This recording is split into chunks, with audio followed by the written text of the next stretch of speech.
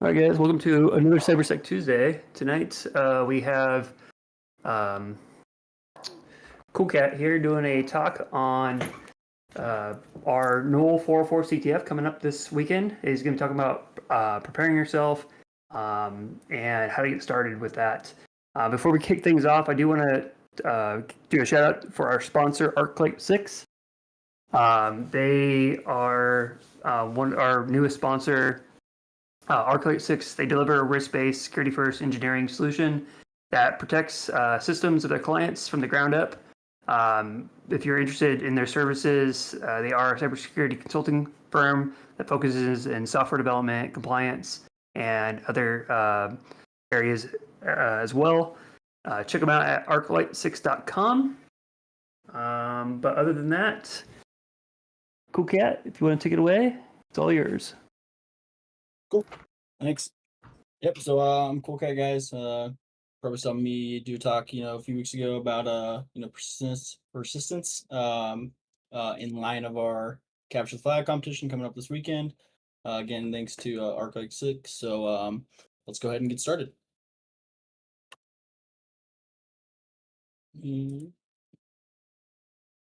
Cool. All right. So today we're just going to be talking about, what is a CTF? We're going to cover virtual machine and host setup, different tools and artifacts that you may see within CTF or RCTF or any CTF. And then I've got some final documentation and some notes that may help and go a long way. And then I want to close it off with just kind of an open discussion on anybody that has anything. I know there might be some new people here that may not have done a CTF, or maybe you're seasoned and you've done thousands of CTFs that you might be able to help somebody out with. Cool. So what is a capture the flag, right? So capture the flag events are essentially a way for us to be able to test and, build out our skills as cybersecurity professionals. It's a great way to learn. It's a great way to network. They have different styles like Jeopardy, King of the Hill, theme based. I kind of put ours coming up this weekend into it's not necessarily King of the Hill, but it's also point based, but it's more correlated with a theme based, as to where we built out the CTF in theme of an actual APT. So following the same tactics, techniques, procedures, we're going to be doing the same type of thing that you're going to see in the real world, which is really cool. Does anybody have any questions on what any other additional, I guess, aspects of what a CTF might pertain?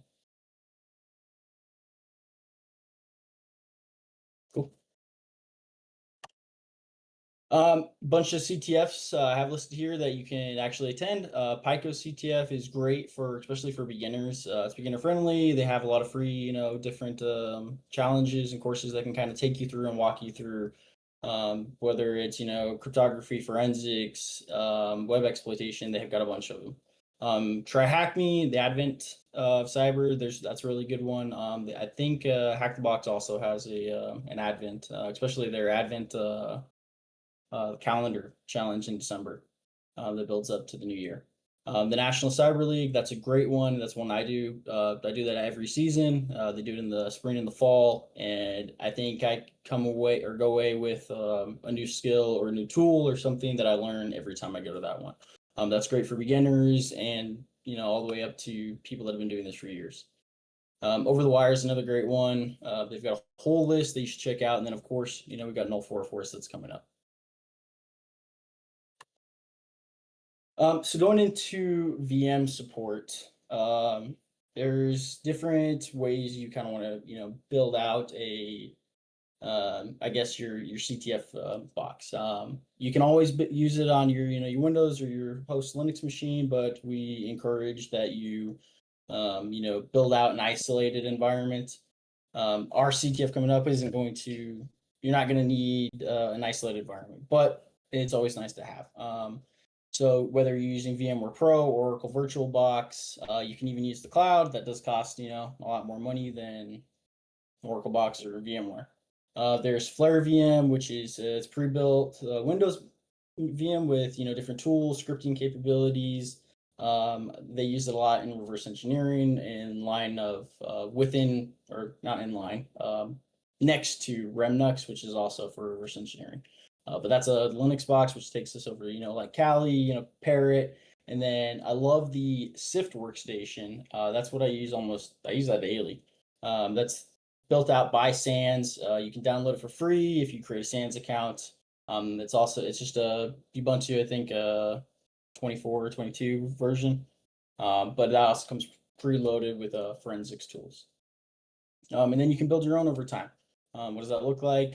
Pretty much starting with blank Windows box or Linux machine, and as you go through these CTFs and these challenges and come across these different tools and techniques, and writing out different scripts that you want to add, I recommend keeping all that in one container or one VM, and then creating a snapshot.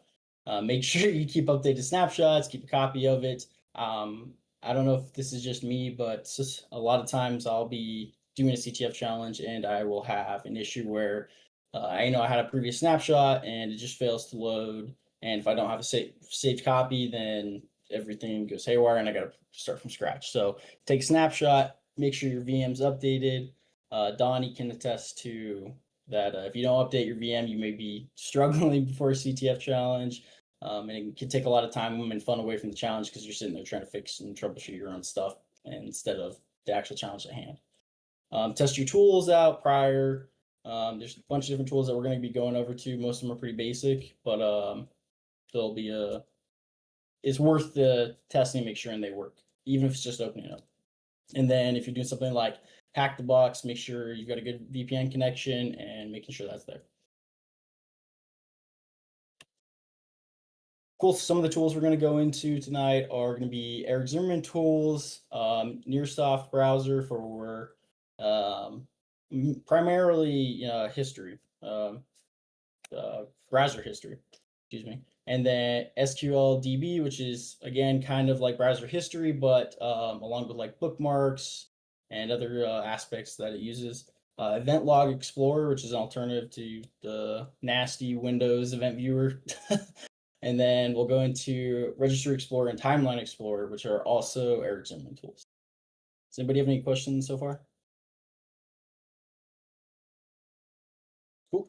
Yeah, I'll just second the fact of making sure you're up to date on your stuff before the CTF, because that's the biggest thing I always see is everybody's trying to update theirs during the CTF, and you can get screwed really fast.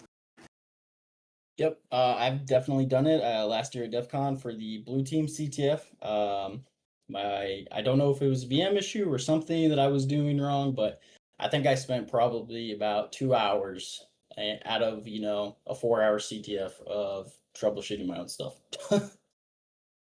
Yeah, this year on NCL's individual, I was trying to troubleshoot something that I didn't check out beforehand and ended up spending like a total of like 4 hours of the CTF troubleshooting and then just deciding to wipe everything and start over. No fun.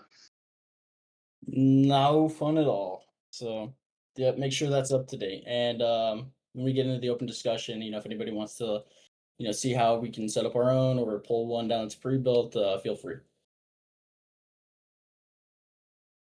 Cool. So going into the Eric Zimmerman tools, we're going to start with EVTX eCMD. It's always a tongue twister for me. That is the event logs. So what we are doing here is, you can see this top line, the first bullet point I have for the actual command. We're going to run the Eric Zimmerman EVTX eCMD.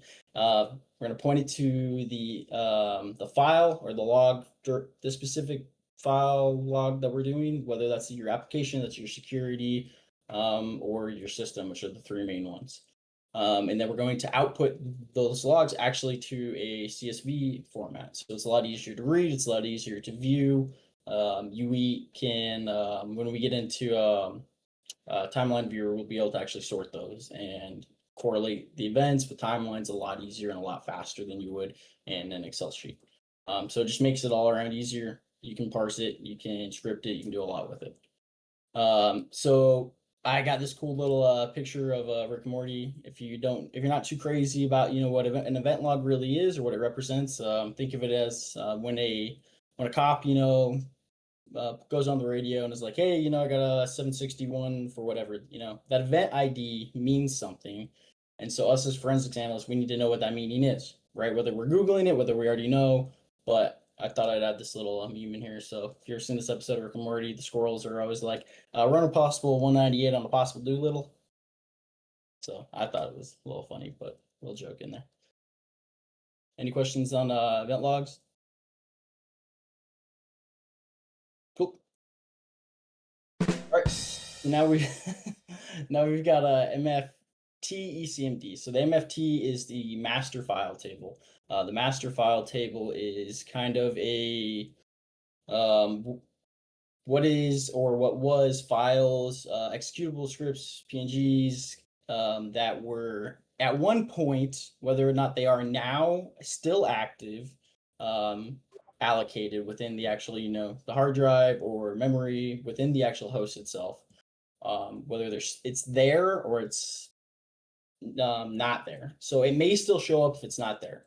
The difference between it, showing up as it's not still there, could be, a matter of a few seconds, a few minutes. Sometimes an unallocation can stay in the master file table for, weeks. It just depends on how much stuff you're writing to your host and how much stuff, is being read and written to the host. Again, it's the same file format. All Eric Zimmerman tools follow the same format where you've got the actual tool that we're running. So MFT ECMD, the file, which is $MFT. There was one caveat to this. If you're running this in PowerShell, in between the slash and the $, I always like to put like a what is it? The code tick and right below the escape button. I'm not exactly sure what that's called, but that will escape out that $, and let you actually call the $MFT to parse that into a CSV file. Are you referring to the tilde? Yes. Or tilde? Yep. I was like, I cannot think of it at this moment. Is it actually do you have to do like shift to get the tilde, or is it just a backtick? I believe it's shift. It's with shift? Yep. Is that PowerShell just reading it as like a yeah, PowerShell is parameter? PowerShell's weird. It must read it as parameter, or I don't think it'd be an object. No. Any questions on the master file table? And maybe why we would parse it for forensics. Cool. Moving on. Wait. Would we so thank you. This is good. I'm curious, would this help? Like, let's say a ransomware case came through and like ransomed a bunch of files, and you're like, crap, I really wish I knew what the file name was before that. Could this help with that? It totally could if the attackers aren't aware of your $MFT. Most are, so they're probably going to encrypt everything, besides the files that they need and the files that they need access to keep the system at least alive, and keep them in control. You may be able to see that, see something like that in the our upcoming CTF. I don't know. Maybe you'll have to go look and see if you can parse the master file table. Nice. Thanks, man. Another side note that I didn't add in this, but is a good one, is I don't have the exact path, but I'll give you guys some documentation towards the end. Is the $, or the $J or 4J log file. It is a kind of like it's similar in the aspects that it'll, you can see different files that existed on the system, and maybe even times they were deleted. I believe it shows that. And that may be another aspect to go searching for, file existence that is not as aware to attackers, but it is time limited. Moving on. And that brings us to prefetch. So prefetch is your quick links, right? So if you go to your file explorer, prefetch is going to have so let's say you open up a Word document or your recent documents, That's what your prefetch is. Like, oh, I see, Donnie's accessed this Word document, 3 times in the last hour. I'm gonna go ahead and put this to his recent documents. That way, I can grab it faster, pull it out of memory, pull it out of cache, and that way we're not wasting time on what we're looking for. But every time, that's got to be stored somewhere. So we can parse that within, the Windows prefetch, and then it can go by this. It'll go by the specific application name that's being parsed. So for one word, window Word documents. Excuse me, getting tongue tied. It'll be like maybe one word, and then it'll be a dash hash. The asterisk I have here, the star is the hash of the file or the executable, and then it'll be the .pf for prefetch. And then following along with our experiment tools again, continuously keeping that command execution the same across all tools that he has. So again, increases performance, has date and time fields. One thing to keep aware of when you're running the PECMD tool is that you want to subtract 10 seconds, from the start and end of the execution. And you'll see the output when you run the tool. And this is because it takes about 10 seconds to really, I'm trying to word this right, like sync up, I guess, with the actual system itself. So there's a delay in, what's running versus what's actually there. Does that make sense? Cool. All right. Oh, and then if you did a great reference for this to use a -D for the Ericsson command, that way we can parse, all the prefetch files or all the applications at once and put, do the whole directory of prefetch and not just one application there. Okay. So, so I get this clear in my mind. So, like, let's say I'm a user, I RDP to a machine, I decided to click on my browser to open that. Maybe I opened up some other kind of application. All this prefetch stuff would be like, oh, he opened up Firefox. That person opened up Paint. Then they did this at this time. So I could kind of show like a behavior of like if it was the attacker what they were doing. Yep, you totally could. If you see a executable in prefetch, actually I don't know why I didn't think about this earlier. If you see an application or an exe or anything like showing up within the prefetch directory, or the output that we're putting here, that executable was executed at least one time. It doesn't have an occurrence or a count of like, oh, this was executed 12 times at this time. It'll show like, yep, the most recent time was executed at this time. And so at least there was a minimum of one time it was executed. So you might get lucky and see this ransomware.exe got executed at this time, and then you can kind of go hunt down and see, okay, where was this executed, and they kind of follow the pivot trail, if you will. Ah, yeah, that's a great call out. Yeah, that it's like every time you see the prefetch, it's just the last time it was actually calling whatever program it was. Not every time. Nice. Correct. Cool. Moving on. And then we got shim cache parser. Cool. So shim cache is a little weird. It's kind of like the cousin of amcache, but it's not the same. I won't be covering amcache, but we can see it later. I'll show you. For the experiment tool, we do the apt compact cache parser. That's just because that's the directory that's stored in, or I guess a file system. And it's a cache that allows for older apps to be run, and so you're able to gosh, I always hate explaining shim cache. It allows like Windows to better determine the better way to run it. So you may get lucky and see 32-bit applications being executed through the shim cache. Cool. What's a shim? I don't really actually know why they call it that, but maybe that's something to do some research on. Cool. Oh, I guess it is pretty amcache. Oh. Where the programmers at? What's a shim, guys? All right. Mcache. Mcache, gonna run it the same way.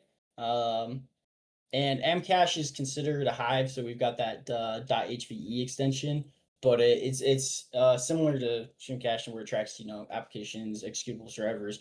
But what's great about this artifact is that it tracks and keeps the SHA-1 hash. So if you run this Eric Zimmerman tool for the AppCache or Amcache parser, you will see the SHA-1 hash associated with that executable.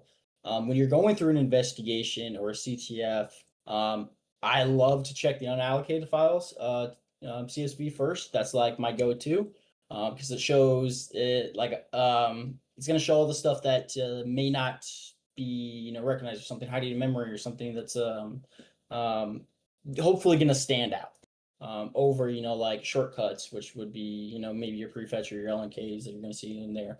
And then binaries, of course, they're great to check, but I definitely love starting with unallocated. It's bridge code. It's like a small piece of code, like a stub kind of, but it bridges two different components. You're It's talking gonna kill about me. Tony? Yeah, sorry. It's gonna kill me. No worries. All right, moving on.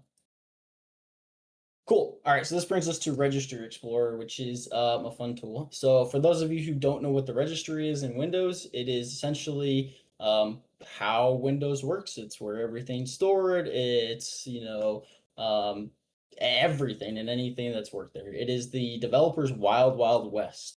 And so we use Registry Explorer to kind of tame that and be able to actually put it into a readable format. If you go look on your Windows box at home, and try to read the registry without Registry Explorer, everything's going to be garbled. Some things will be base64 encoded. I'm 99% sure that there's a artifact in here, one of these files that are ROT13.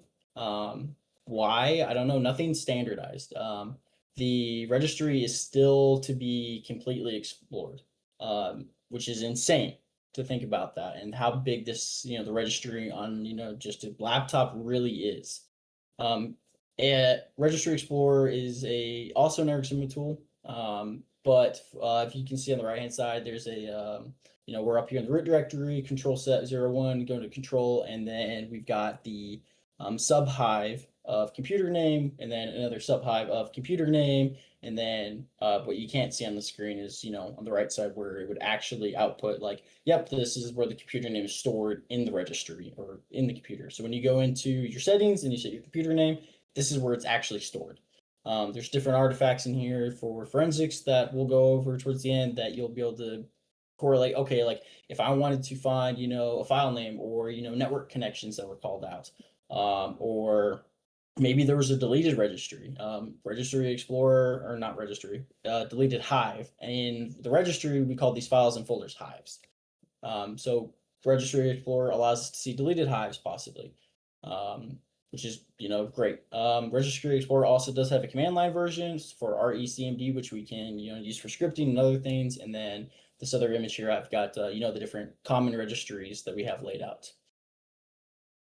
So we've got, SAM Hive security, software and system. Any questions here? Really curious. What do you mean by still not fully explored? Like the registry system itself from Microsoft? Yes. Like So there's no documentation on the API of that? Or sorry. sorry. No, go ahead.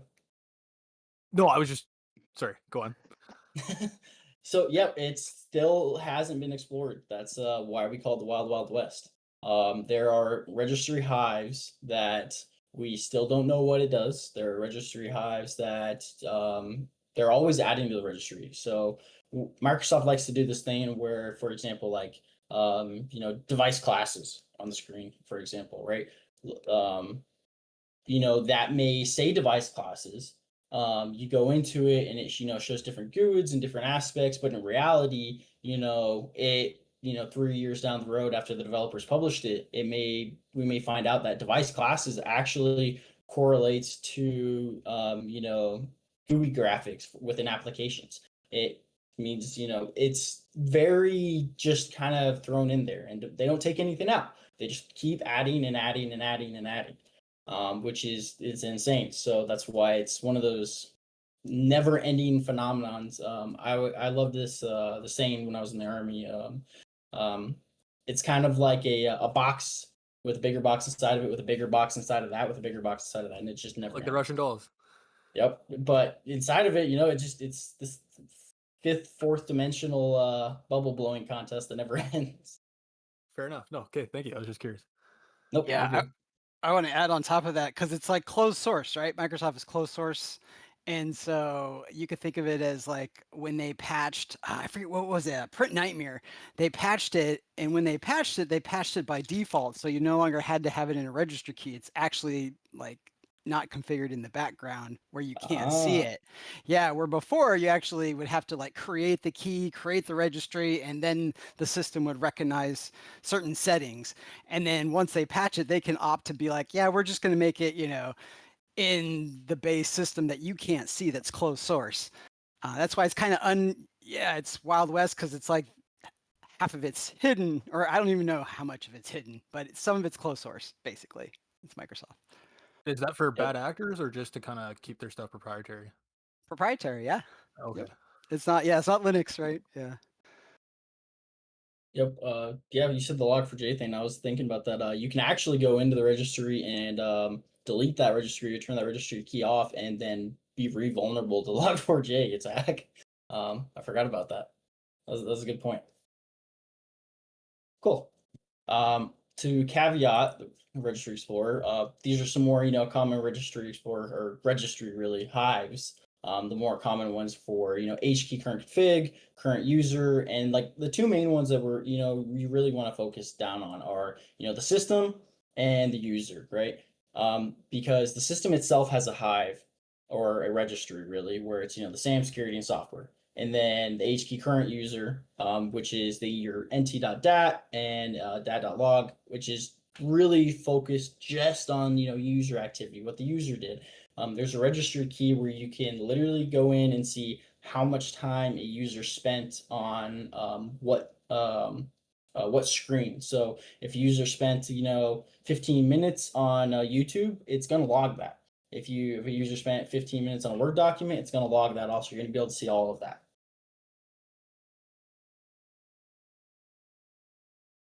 Anything else before we move off registry? Cool. That brings us to Timeline Explorer. So Timeline Explorer is how we're going to view all this. It is literally a Excel document, Excel tool. It's way better.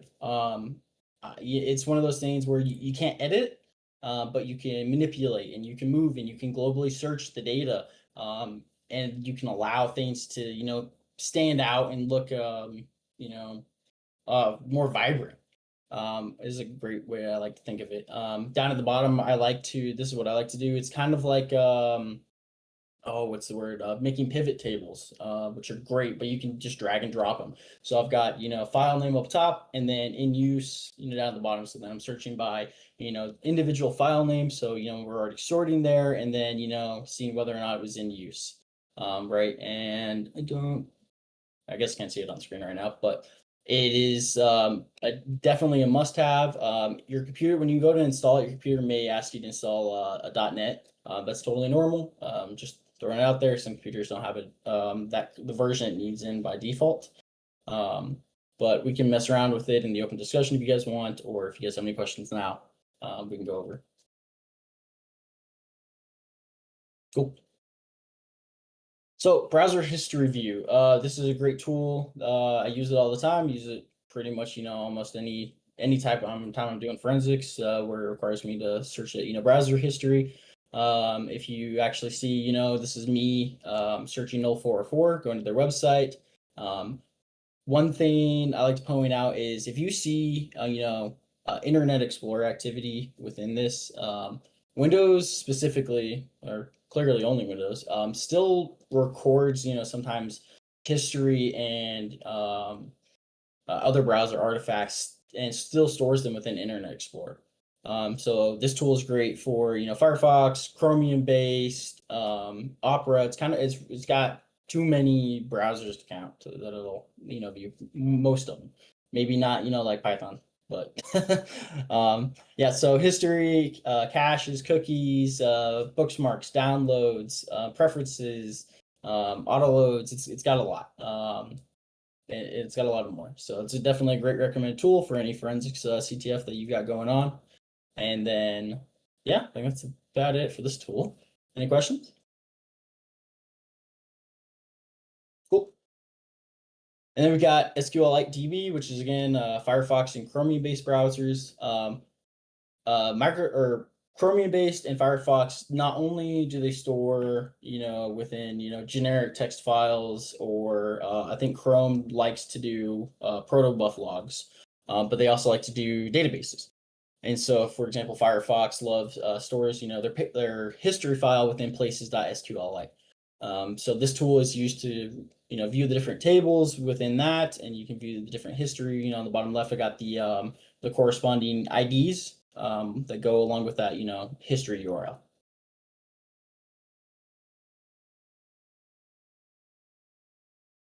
Cool. Move on. And then we come to Event Log Explorer. Event Log Explorer is a much more granular way of parsing event logs if you like a GUI format. It does newer format and the older format. You can, what's the word I'm looking for? Sort based on timestamp, date, whatever you want it to be. You can do custom queries to look in through different log formats and do different parsing fields. I think it might have some form of scripting within it too. Don't quote me on it though. I'd have to go back and double check. But if I want to make a custom query, for 3 different log types, and then looking for specifically, 4624s, which is the Microsoft Windows logon, you could totally do that in this tool. Any questions? Cool. All right, moving into my fun stuff for artifacts and tips and tricks. The Sans Red Poster is probably the one-stop shop for 90% of your endpoint forensics needs, right? It's going to cover prefetch, it's going to cover amcache, it's going to cover the MFT, things on here that you've never seen. It's going to have browser activities. It's got a ton. I'm going to actually go ahead and open it up for you guys, just because I think it's hard. You can't just picture it just in here. So that's why I want to pop this open real quick. And let's see if we can't get you guys to see it.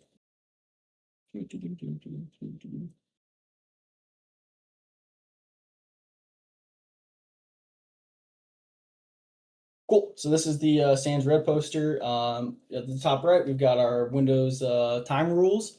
So if you're familiar with MACD timestamps or modified access created and born, those are the timestamps that forensics analysts want to live by, or incident response, really. Anything that you want to build out a timeline with. And what is the biggest question is, when did it happen? And then what is the most relevant time? Because one file you may not get you may have multiple timestamps for it. Which is so that the fact that it's just right there, readily available. You can go download this if you just sign up for Sans account. It's free, and you can download all their posters. So we've got application execution, file openings, and for this coming up CTF this weekend, I highly recommend that you download this and use the different resources that are on there. Deleted items, and maybe where they be, user assist, jump lists. It just keeps going. Browser activity, cloud, counts, network, external system. This has got registry. It's got generic file, exploration. It's got everything. So it's a great tool that I like to bring up here. And then I want to go over to sorry, excuse my. I'm going to go over to the next slide, but it's also a Sans poster, so I want to share that as well to you guys. Any questions on the red poster while I'm opening this up? Just wanted to say thank you very much. I mean, I'm a Sans guy, and I haven't seen that before. What course was that associated with there, Cool Cat? That's DFIR. Yeah. Yep, the red poster is associated with the 4500, so that's the their essentially their endpoint forensics course. So great course. If you ever have a chance to take it, loved every second of it. Chad Tilbury is the course instructor and author, or one of the authors, and nobody's paying me to say this, but he's definitely the reason that I keep attending SANS and to keep diving into forensics. Beautiful. Yeah, I'm a SANS novice myself. I did GICSP, so what is it, ICS 410? So yeah, but I love those courses. A little pricey, but I do love them, and they're great if you can get in and be a in-class facilitator. That's a good deal. But thank you very much. Actually, this is fantastic. Thank you. Awesome. Cool. So this comes to my, my next tips and tricks. This is the Eric Zimmerman SANS poster, which is essentially different Eric Zimmerman tools, how to run them, different locations on, where you're going to run them at. And that's, awesome content with this one too. It's one of my other second favorite posters next to, I think, the blue poster, which is a little bit out of scope, but see, it's even got, Timeline Explorer in here, parsing the MFT. We've got, basic usage, registry, command line explorer, tips and tricks. Another great tool that I recommend downloading, especially for the CTF coming up. Keep having to change screens. Been playing well. Cool. Where are we at? Cool. Brings me to here.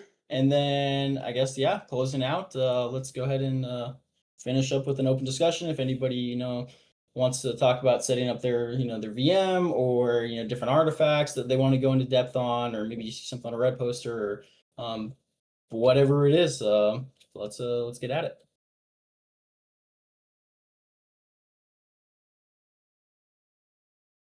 Really quick, actually, back. Sorry. By the way, where can you find those posters? You can go to SANS and SANS.org and just type in like Google like SANS red poster or Eric Zimmerman poster. You'll have to create an account and you can download them. I will be dropping them in the chat after this talk though. Just only the red team poster and the Eric Zimmerman poster though, along with the slide deck. All my slide deck also has links to all the CTFs and all the other resources. So if anything's underlined, feel free to click on that and it'll take you right to it. Would you say that the tools that you show here is like a sneak peek or hints at what we could use for a CTF?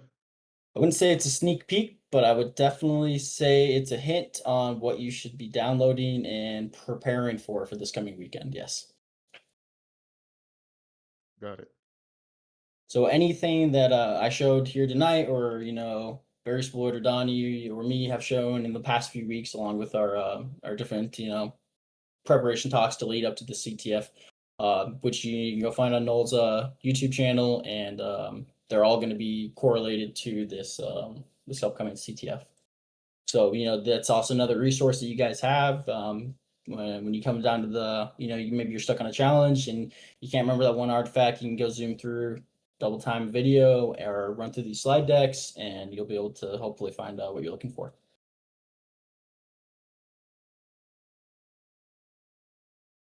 Oh, do you mind if I share my screen real quick? I'll show off the webpage for everybody to get started on. Go for it. Cool. So yeah, and thanks again. Great talk, Cool Cat. Let me share. So sorry, let me try to find my browser here. Here we go. All right, you guys see my browser?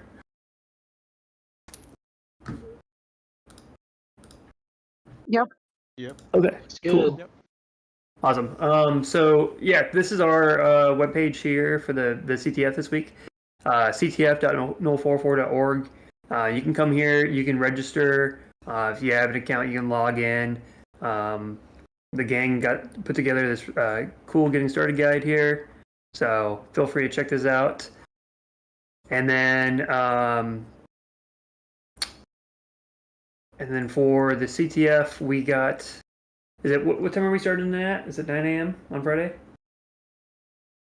believe it's 10. I want to say 10. Okay. Yeah, we'll be posting a lot more before, like as days progress, getting closer to the event. All the details on times and stuff like that. But it's gonna be throughout the whole weekend, Friday through Sunday, I believe. And we do have an open CTF channel too, right now for everybody. It's open CTF chat. Yeah. Yes. So that's what is that what we're going to be using for like discussions and all that?